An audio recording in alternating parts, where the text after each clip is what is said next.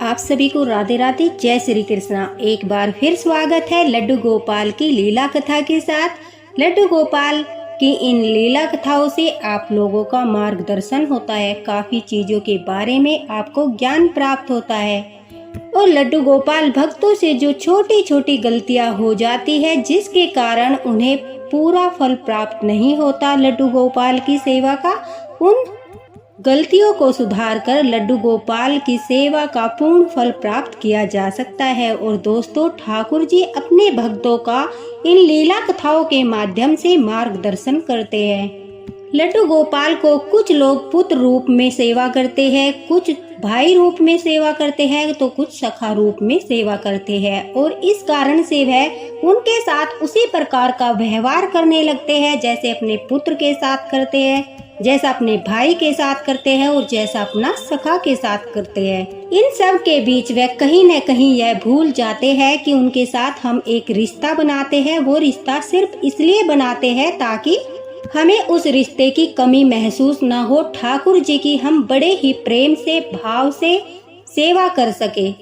कुछ लोग लड्डू गोपाल की सेवा में अपनी मनमानी करते हैं, अपने अनुसार सेवा करते हैं और कुछ गलतियां करते हैं। और लेकिन उन्हें लगता है कि जब ठाकुर जी उन्हें कुछ सजा नहीं दे रहे, ठाकुर जी उन्हें कुछ अनुभूति नहीं करा रहे, तो वह सही है। तो ऐसा बिल्कुल नहीं होता। कभी कभी क्या होता है, ठाकुर जी की सेवा करते करते हमसे बहुत बड़ी भूल हो जाती है, एक तरह से पाप हो जाता है, लेकिन उसका फल हमें तुरंत नहीं मिल पाता।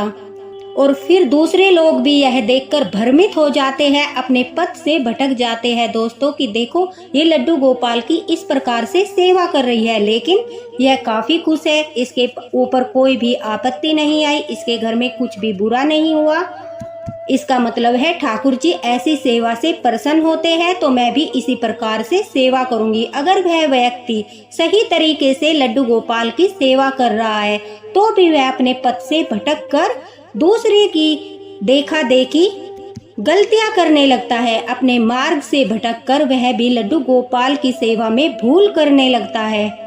कुछ लोग होते हैं जो सोचते हैं कि हम भक्ति के मार्ग पर चल रहे हैं, हम ठाकुर जी की सेवा करते हैं, लेकिन हमारे जीवन में कष्ट क्यों है, हमारे जीवन में इतने दुख क्यों हैं। जो लोग भक्ति नहीं करते, सेवा नहीं करते, वो इतने खुश क्यों हैं, उनके जीवन में कोई आपत्ति क्यों नहीं है। तो दोस्तों, सृष्टि के विधान के अनुसार जो पाप करते हैं उनके पहले पुण्य नष्ट किए जाते हैं। ठाकुर जी उनके पुण्यों को नष्ट करते हैं क्योंकि उन्हें विशेष दंड देना है।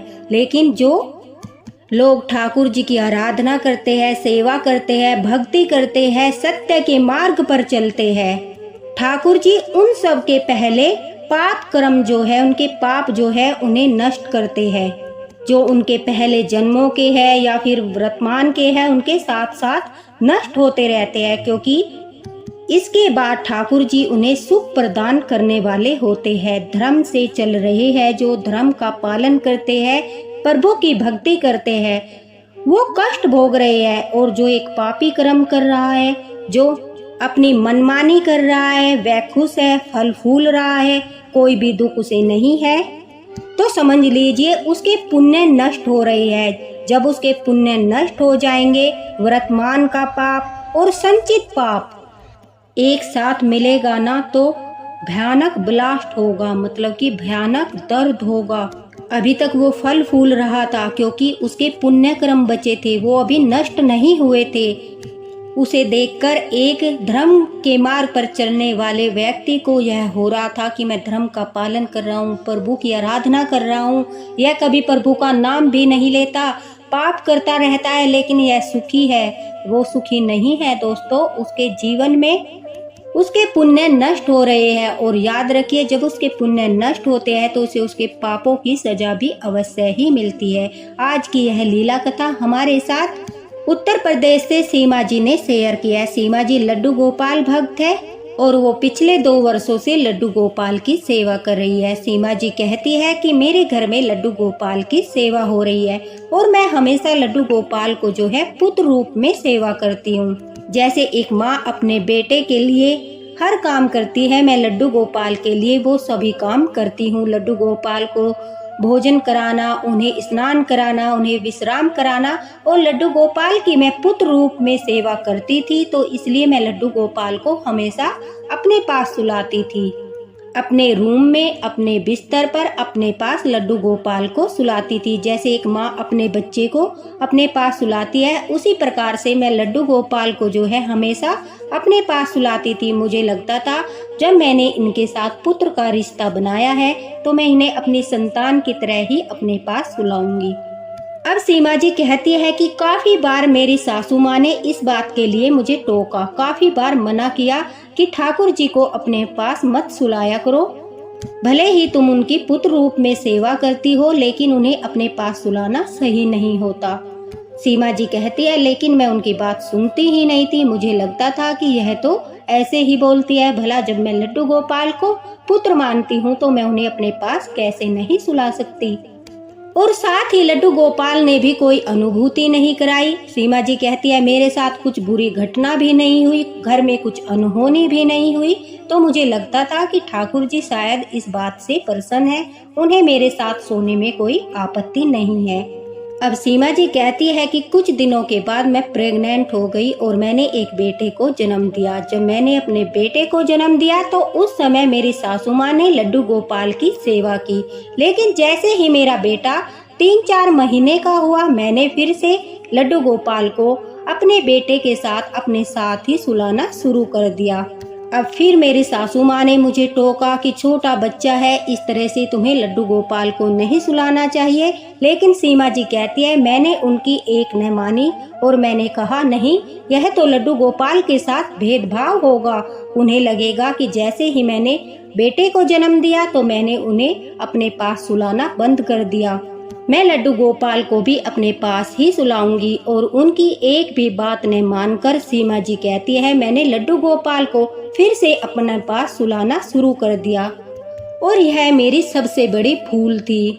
सीमा जी कहती है कि यह बात सत्य है, सही है कि शायद मेरी कोई पुण्य कर्म बाकी रह गए होंगे जिससे ठाकुर जी मुझे कुछ सजा नहीं दे पा रहे थे, मुझे कोई दुख नहीं मिल पा रहा था। मैं इतना बड़ा पाप कर रही थी, इतना बड़ा अनर्थ कर रही थी, लेकिन मुझे कुछ भी परेशानी नहीं हुई, कोई भी विपत्ति मेरे ऊपर नहीं आई, क्योंकि मेरे कुछ पुण्य कर्म बाकी थे जो वो ठाकुर जी की इस प्रकार की सेवा करने से नष्ट हो रहे थे। और मैं अज्ञानी, मुझे इस बात का ज्ञान नहीं था कि मैं इस तरह से अपने पुण्यों को नष्ट कर रही हूँ, मैं पाप की भागीदार बन रही हूँ। मुझसे इतनी बड़ी भूल कैसे हो सकती है। मैं लगातार लड्डू गोपाल को अपने पास सुलाती रही और एक दिन ऐसा आया जब लड्डू गोपाल ने मुझे अपना विकराल रूप दिखाया। सीमा जी कहती है कि एक दिन रात के समय जब मैं लड्डू गोपाल और अपने पुत्र के साथ आराम कर रही थी, अचानक से मुझे लड्डू गोपाल का बड़ा ही विकराल रूप दिखाई दिया।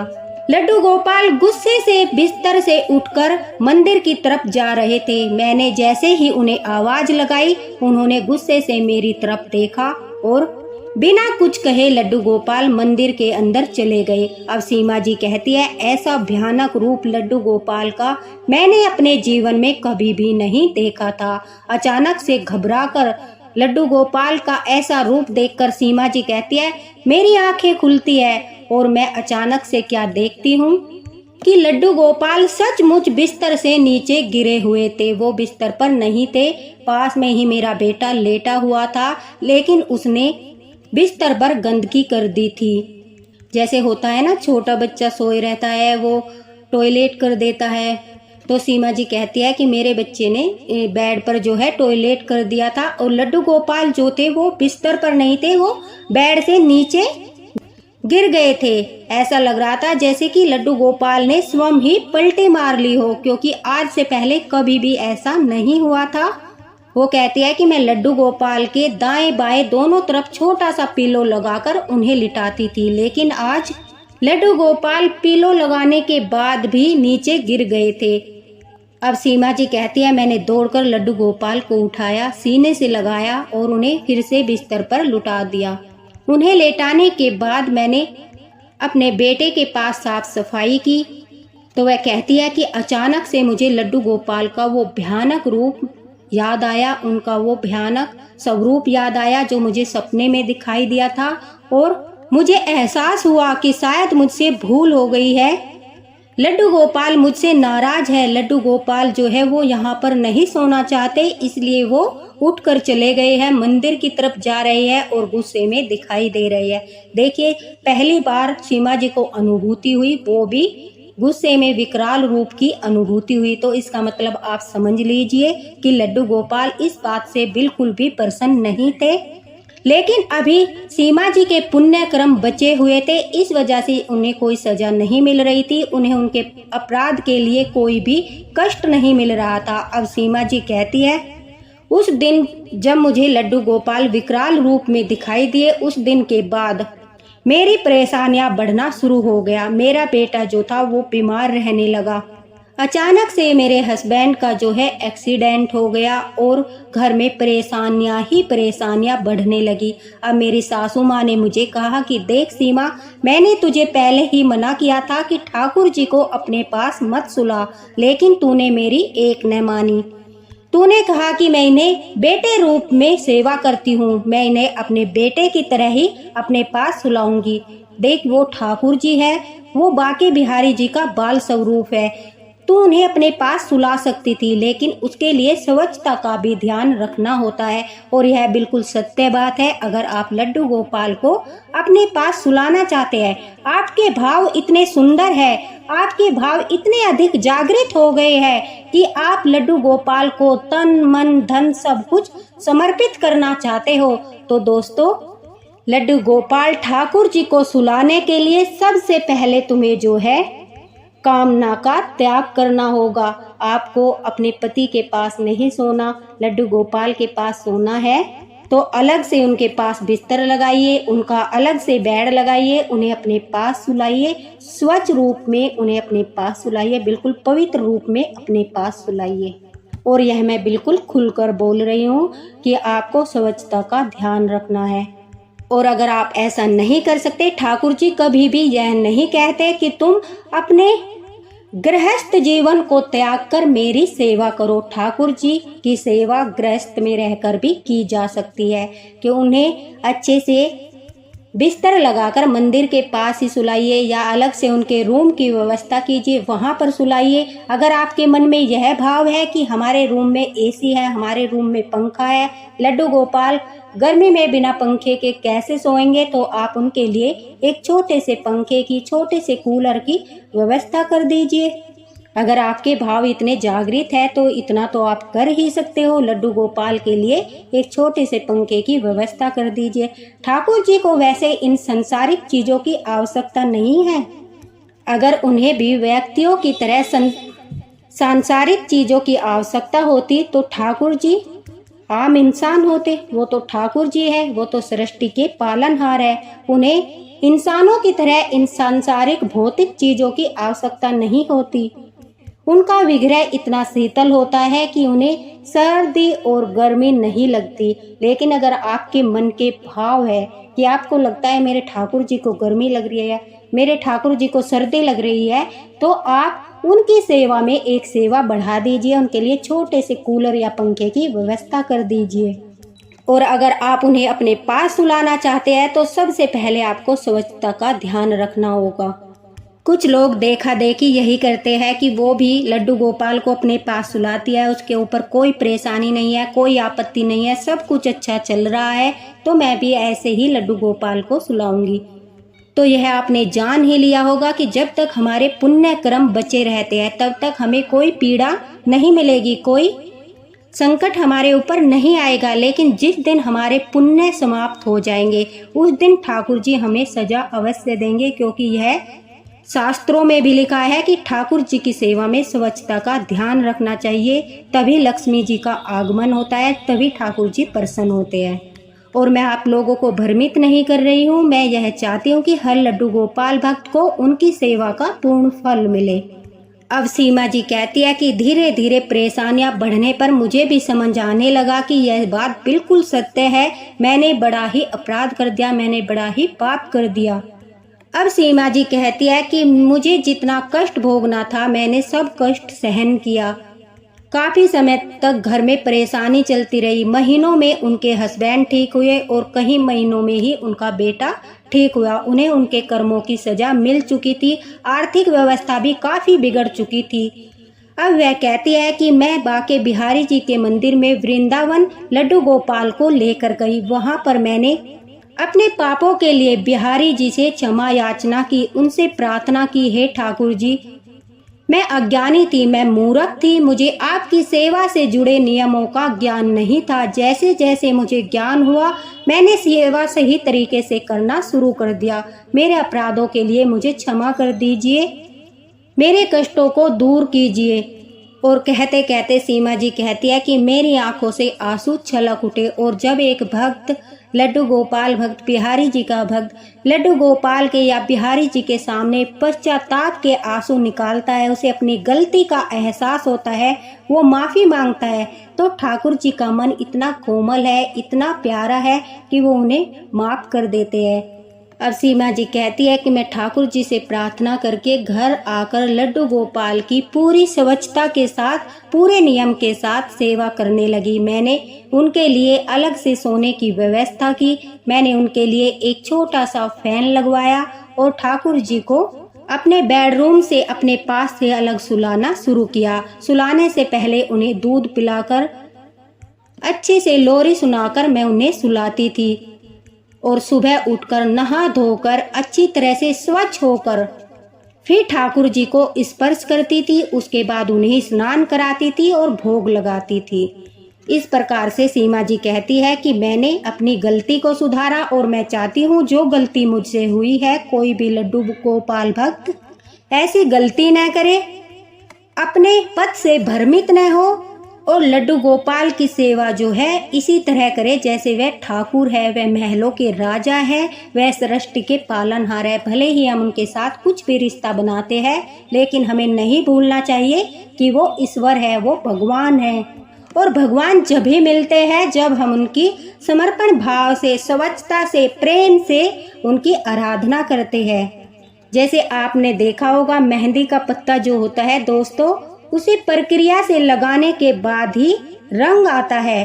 कभी देखा होगा आपने, उसका रंग बिल्कुल हरा होता है, लेकिन जब हम उसे प्रक्रिया के अनुसार सुखाकर, पीसकर, भिगोकर उसे लगाते हैं उसके बाद रंग आता है।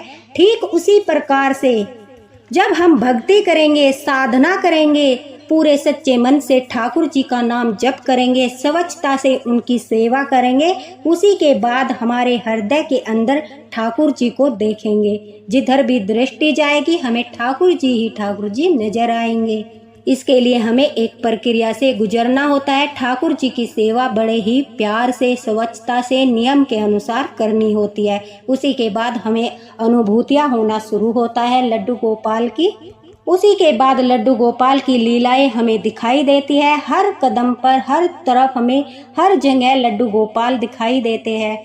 तो इसलिए अगर लड्डू गोपाल की सेवा में ये छोटी छोटी भूल आप सुधार लेंगे, इनका ध्यान रखेंगे, बड़ी ही स्वच्छता के साथ, प्रेम के साथ उनकी सेवा करेंगे, तो देखना आपका जीवन किस तरह से एक पल में परिवर्तित हो जाएगा। और अपने मन में कभी भी यह शंका मत करना कि हम ठाकुर जी की सेवा करते हैं, लड्डू गोपाल की सेवा करते हैं, हमारे जीवन में इतने कष्ट क्यों हैं।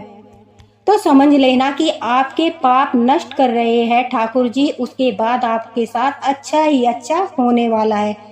क्योंकि जाने अनजाने में हमसे भी पाप होते हैं, हमसे भी गलतियां होती है, कुछ हमारे पहले जन्म के पाप होते हैं जिन्हें भी नष्ट होना अनिवार्य होता है। उसी के बाद हमें ठाकुर जी की प्राप्ति होती है। और जो लोग पाप करते हुए भी खुश रहते हैं तो समझ लीजिए उनके पुण्य कर्म नष्ट हो रहे हैं। उसके बाद उन्हें वर्तमान समय के पाप का और जो पहले पाप है उनका फल अवश्य ही मिलेगा। और हर लड्डू गोपाल की लीला कथा के पीछे कोई न कोई ठाकुर जी का उद्देश्य अवश्य ही छिपा रहता है। ठाकुर जी की कोई न कोई शिक्षा अवश्य होती है जिससे आपका मार्गदर्शन होता है, आपको ठाकुर जी की सेवा से जुड़ी बड़ी ही सुंदर, बड़ी ही प्यारी जानकारी मिलती है। आज सीमा जी के माध्यम से इतनी बड़ी जानकारी सभी भक्तों तक लड्डू गोपाल ने पहुंचाई, जिसे सुधार कर आप सभी लड्डू गोपाल की सेवा का पूर्ण रूप से फल प्राप्त कर सकते हो। और इधर उधर से भ्रमित होने की आवश्यकता नहीं है। इसी के साथ राधे राधे। मिलते हैं अगले वीडियो में लड्डू गोपाल की प्यारी सी लीला कथा के साथ, जिसके साथ कोई न कोई ठाकुर जी का उद्देश्य अवश्य ही छिपा होगा, जिसे लड्डू गोपाल भक्त अवश्य ही समझ पाएंगे। इसी के साथ हरे कृष्णा। लड्डू गोपाल की कृपा आप सभी पर बनी रहे।